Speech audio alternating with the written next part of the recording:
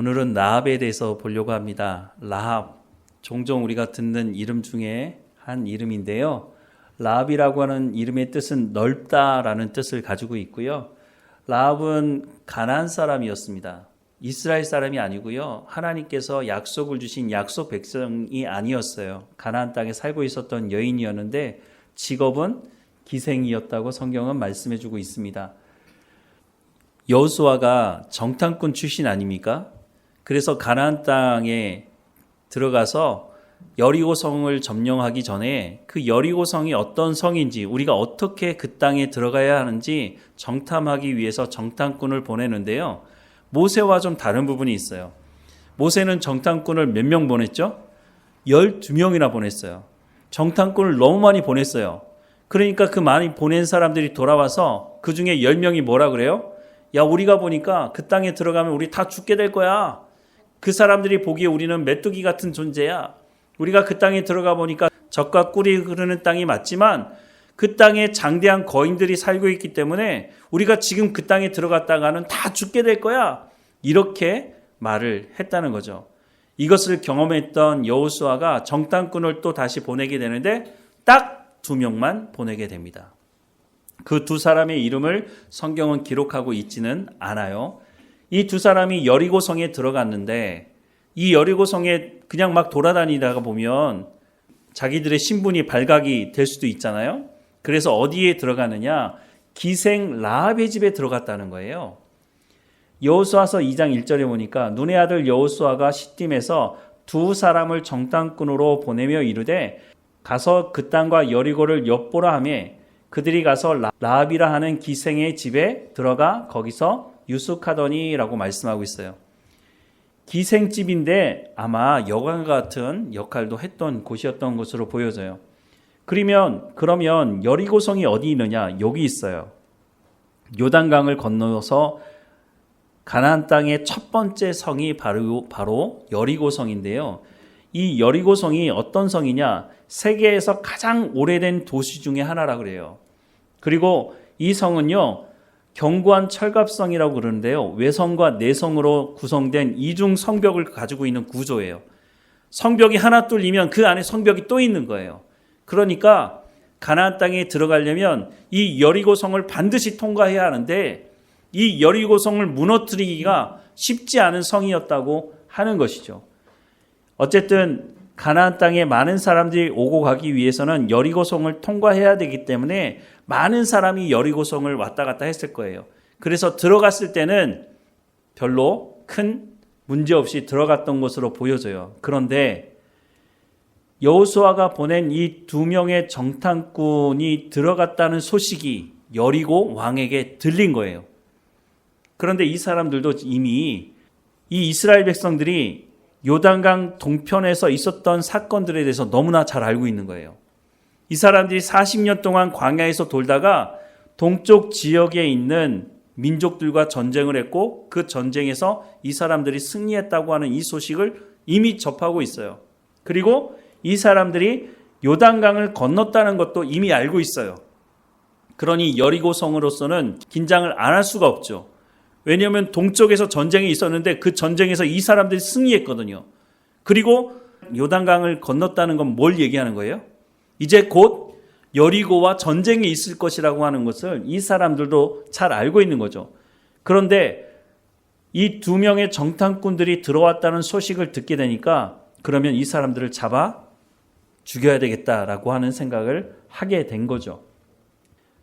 여호수아서 2장 3절 말씀해 보면 여리고 왕이 라합에게 사람을 보내어 이르되 내게로 와서 내 집에 들어간 그 사람들을 끌어내라. 그들은 이 온 땅을 정탐하러 왔느니라. 여리고 왕이 이미 알고 있어요. 어디에 있는지. 그래서 사람들을 보내서 라합에게 너희 집에 유숙하고 있는 그 정탐꾼 2명을 내놓으라는 거예요. 이거 완전히 들킨 거 아니에요? 그런데 이때에 라합이 뭐라고 말을 하느냐?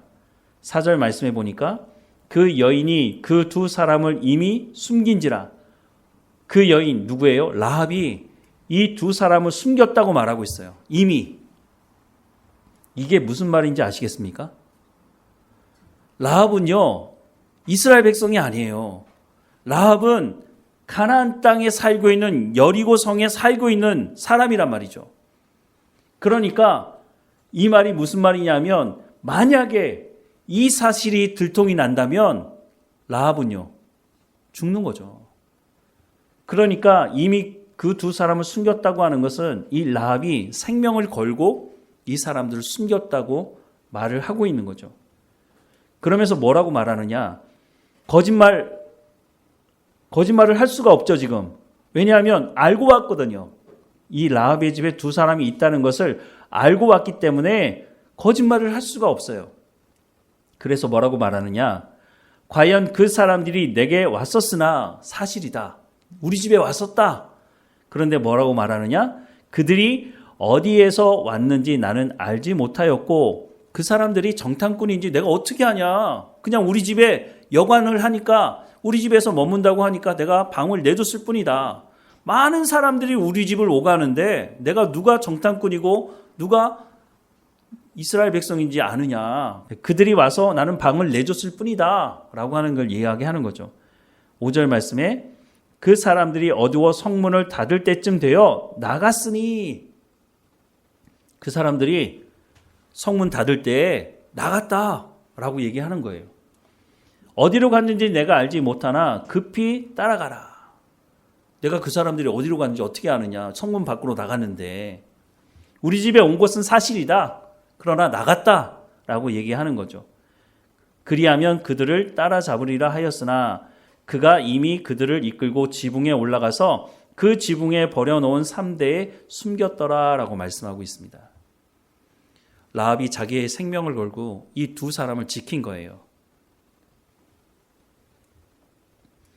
자, 그리고 나서 라합이 이런 말을 합니다. 이 두 명의 정탐꾼들에게 뭐라고 말하느냐? 9절 말씀에 말하되 여호와께서 이 땅을 너희에게 주신 줄을 내가 아노라.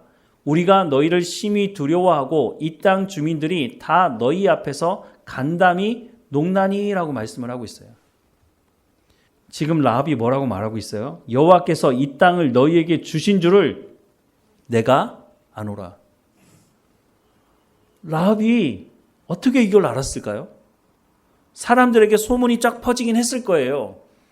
저 이스라엘 백성들이 저 동쪽에서 전쟁에서 승리한 사람들이야.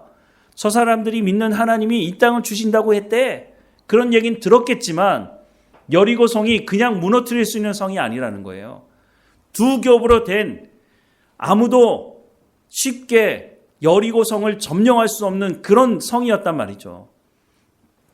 이스라엘 백성들이 무슨 전쟁 무기가 좋은 게 있는 게 아니에요. 싸움을 하는 모습을 보면은요, 하나님께서 개입하셔서 싸움에 이기게 하신 것이지 이스라엘 백성들이 무슨 전술과 전략이 좋아서 전쟁에 이긴 것이 아니란 말이죠. 그런데 이 라합이라는 이 여자가 여호와께서 이 땅을 너희에게 주신 줄을 내가 안다고 말하고 있어요. 내가. 이 백성들이 아는 게 아니라 내가 알기 때문에 그래서 너희의 생명을 살려준 거야 라고 말을 하고 있는 거예요. 우리가 너희를 심히 두려워하고 이 땅 주민들이 다 너희 앞에서 간담이 농나니. 너무 중요한 정보를 주고 있어요. 다른 데 가서 정보를 얻을 필요가 없어요. 이 땅의 주민들이 어떤 생각을 하고 있는지 가장 잘 알고 있는 밑바닥 정서를 너무너무 잘 알고 있는 이 기생 라합이 우리가 너희를 심히 두려워하고 있다. 이 땅 주민이 다 너희 앞에서 간담이 녹아서 아무것도 할 수가 없다. 두려워하고 있다. 라고 하는 것을 말해주고 있는 거죠. 여호수아서 2장 10절에 보면요. 이는 너희가 애굽에서 나올 때에 여호와께서 너희 앞에서 홍해 물을 마르게 하신 일과 너희가 요단 저쪽에 있는 아모리 사람의 두 왕 시온과 옥에게 행한 일, 곧 그들을 전멸시킨 일을 우리가 들었음이니라 라고 말하고 있어요. 여호와께서 홍해 물을 마르게 하신 일, 언제 있었던 일이에요? 40년 전에 있었던 일. 이것을 라합이 목격한 게 아니에요. 라합의 집을 오가는 사람들, 라합의 집에 와서 머물고 간 사람들, 그 사람들이 이런 소문이 있대더라 라고 말해준 것을 라합이 들은 거예요. 확인할 길이 없죠. 그게 거짓말인지 사실인지 알 수가 없어요. 그런데 라합은 지금 뭐라고 말하고 있어요? 사실인 것으로 받아들이고 있어요. 하나님께서 애굽 땅에서 너희를 나오게 하셨고 애국 군대가 따라왔을 때 홍해물을 마르게 해서 하나님께서 너희를 그 땅을 하나님께서 홍해를 건너서 광야로 나오게 하신 걸 내가 안다라고 말을 하고 있어요. 그리고 얼마 전에 있었던 아모리 사람 두 왕 시온과 옥에게 행한 일, 전쟁이 있었죠. 요단강 동쪽에서 있었던 전쟁인데요. 신명기 2장에 보면 이렇게 기록하고 있어요. 너희는 일어나 행진하여 아르논 골짜기를 건너라. 내가 헤스본 왕 아모리 사람 시온과 그의 땅을 내 손에 넘겼은즉 이제 더불어 싸워서 그 땅을 차지하라.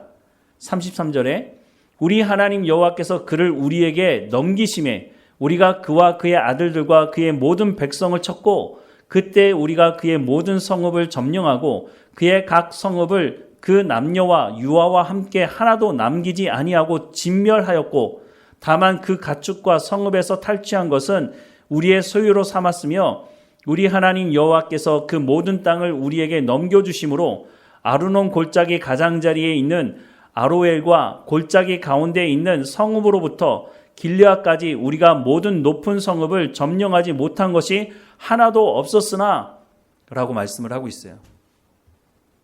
하나님께서 그 땅을 주셨는데 전쟁에서 진멸하도록 하셨다는 거예요. 그 소식을 여리고에 있는 사람들이 다 알고 있는 거예요. 그리고 라합도 그것을 알고 있다고 말을 하고 있는 거죠. 그리고 라합이 뭐라고 말합니까? 우리가 듣자 곧 마음이 녹았고 너희로 말미암아 사람이 정신을 잃었나니 너희의 하나님 여호와는 위로는 하늘에서도 아래로는 땅에서도 하나님이시니라 라고 말씀을 하고 있어요. 9절에서 라합이 뭐라고 말하고 있어요? 여호와께서 이 땅을 너희에게 주신 줄을 내가 아노라. 우리가 너희를 심히 두려워하고 이 땅 주민이 다 너희 앞에서 간담이 녹았다고 말하는 이 말이 그냥 하는 말이 아니고요. 라합이 생명을 걸고 하는 말일 뿐만 아니라 라합이 지금 하나님에 대해서 뭐라고 고백을 하고 있느냐 하면 너희의 하나님 여호와는 위로는 하늘에서도 아래로는 땅에서도 하나님이시다. 가나안 땅에 살고 있는 사람들은요. 자기들이 섬기는 신이 있었어요.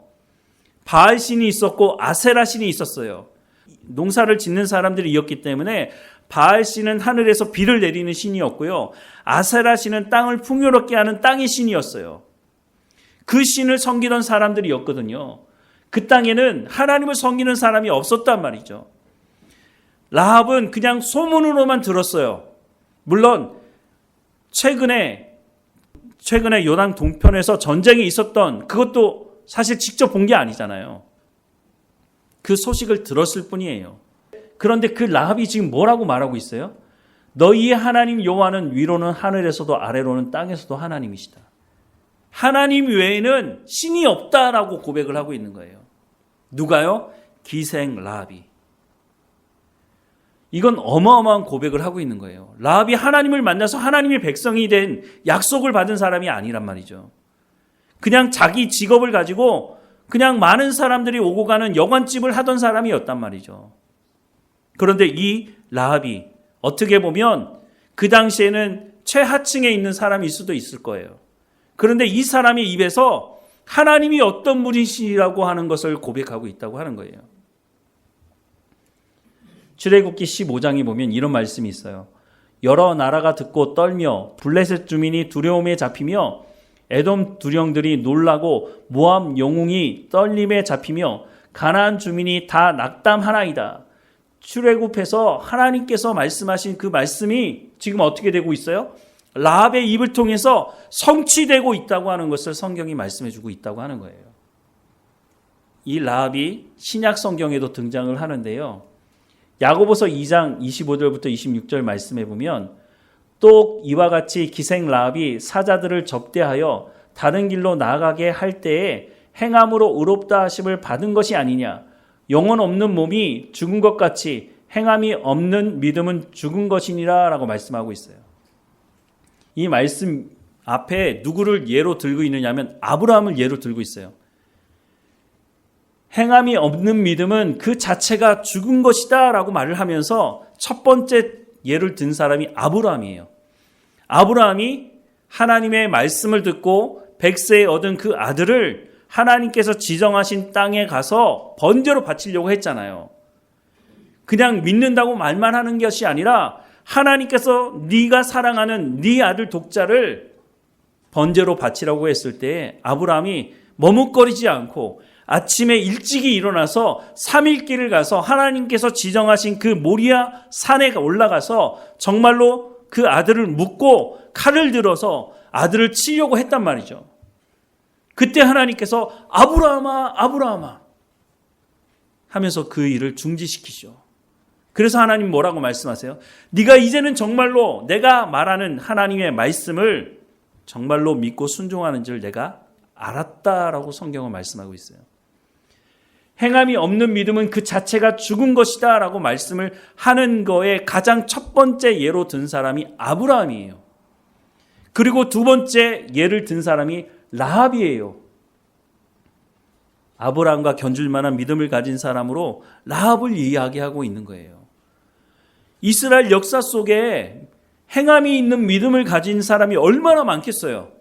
그런데 아브라함과 견줄 만한 믿음을 가진 사람으로 라합을 예로 들고 있다고 하는 것은 라합의 믿음이 믿음의 조상 아브라함의 견줄 만한 믿음을 가지고 있다고 하는 것을 말해주고 있는 거예요.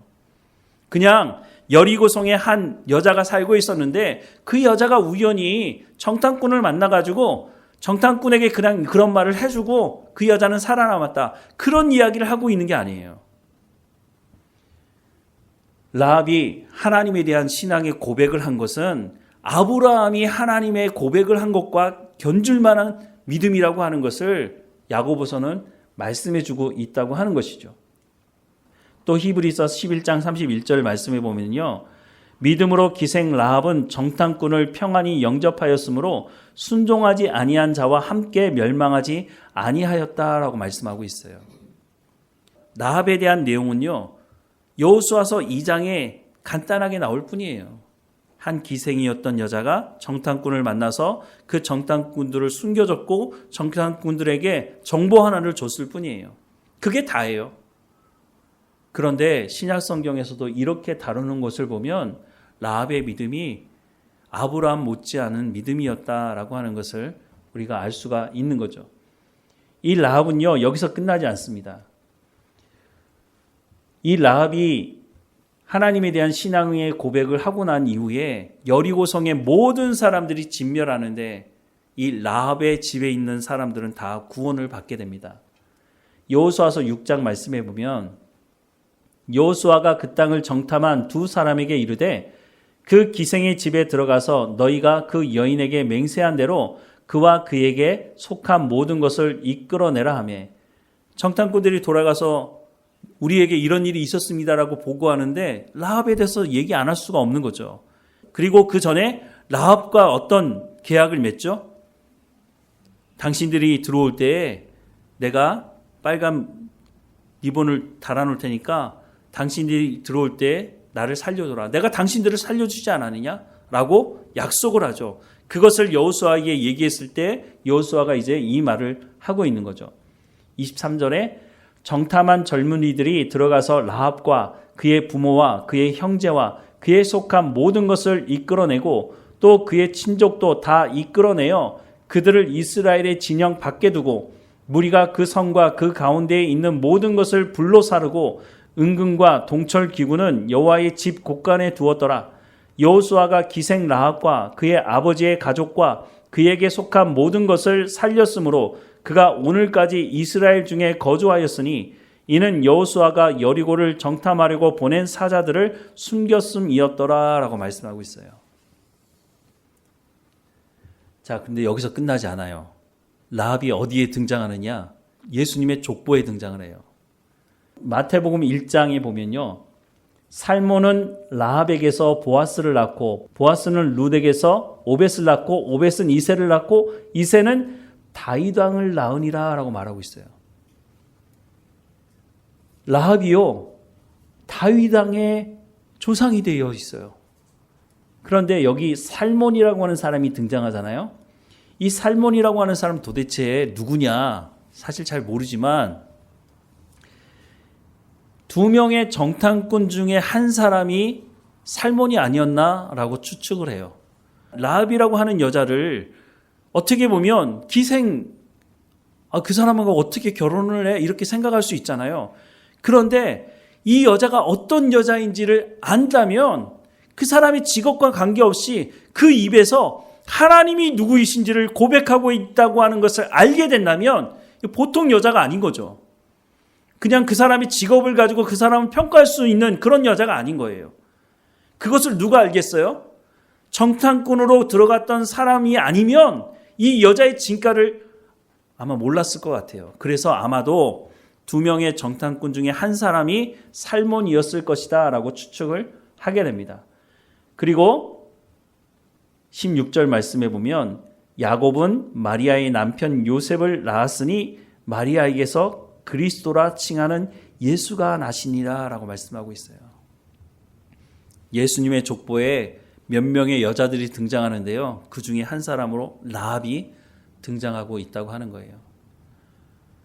우리가 신앙의 고백을 하는 것이 얼마나 중요한지에 대해서 말씀을 알 수가 있는 거죠.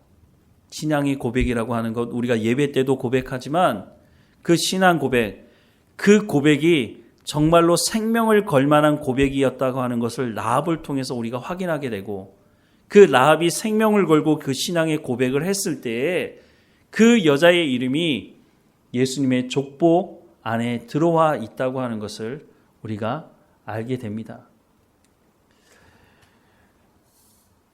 라합, 성경의 많은 분량을 차지하지도 않은 이 라합, 그런데 그 믿음이 아브라함과 견줄 만한 믿음이었다고 성경은 평가하고 있습니다.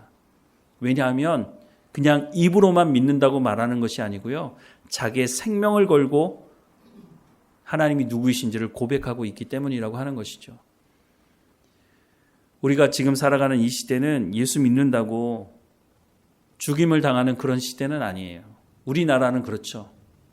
하지만 전 세계적으로 보자면 예수 믿는다는 이유 때문에 생명의 위협을 받는 지역이 지금도 여전히 있죠. 오늘 이 시대에 우리 가운데 하나님께서 요구하는 믿음이 뭘까요? 믿는다고 말하는 것이 아니라 정말 믿는다면 그것을 삶으로 행하는 것, 그것이 믿음이라고 성경은 말씀해주고 있다고 하는 것이죠. 하나님 우리 가운데 요구하시는 믿음이 그런 것이라는 거예요. 그래서 라합에 대해서 우리가 다시 한번 살펴보면서 말로 하는 믿음이 아니라 행함으로 드러내는 우리의 믿음이 되어야 하겠습니다. 우리 모두가 라합과 같은 하나님 앞에 정말 인정받는 믿음과 행함을 가지고 살아가는 우리의 삶이 되기를 주님의 이름으로 축원합니다. 기도하겠습니다. 사랑하는 하나님, 라합을 통해서 오늘 우리에게 말씀하시는 말씀을 듣게 하옵소서. 무엇보다 그 라합이 하나님이 어떤 분이신지를 고백하고 있는 것과 같이 우리의 입으로도 하나님이 어떤 분이신지를 바르게 고백할 뿐만 아니라 그 믿음을 삶의 행함으로 드러내는 우리의 삶이 될 수 있도록 은혜를 베풀어 주옵소서. 깨어있게 하시고 하나님과 동행하는 삶을 통해서 이 세상 사람들에게 하나님이 누구이신지를 증거하는 우리의 삶이 될 수 있도록 인도해 주옵소서. 우리의 자녀들도 우리가 하나님을 알아가는 그 모습을 뒤따라올 수 있도록 우리가 먼저 본을 보이는 삶을 살아가는 부모의 역할 감당할 수 있도록 은혜를 허락해 주옵소서. 우리와 늘 함께 하시는 하나님께 감사드리고 예수 그리스도의 이름으로 기도드립니다. 아멘.